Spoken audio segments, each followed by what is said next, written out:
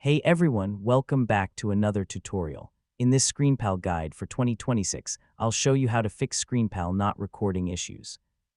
Whether ScreenPal won't start recording, stops unexpectedly, records a blank screen, or fails to capture your screen, webcam, or audio. There are several troubleshooting steps you can take to resolve the problem.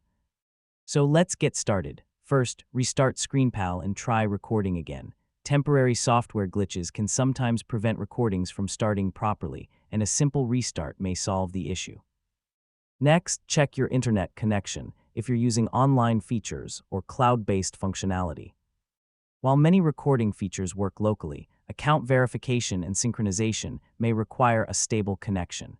Make sure ScreenPal is updated to the latest version. Software updates often include bug fixes, compatibility improvements, and recording-related performance enhancements. If you're using the desktop application, verify that your operating system is also up to date. Outdated system software can sometimes create compatibility problems with screen recording tools. And that's how to fix ScreenPal not recording issues. By checking permissions, updating software, reviewing device settings, and ensuring sufficient system resources, you can resolve most recording problems and get back to creating content successfully. Thanks for watching, and I'll see you in the next tutorial.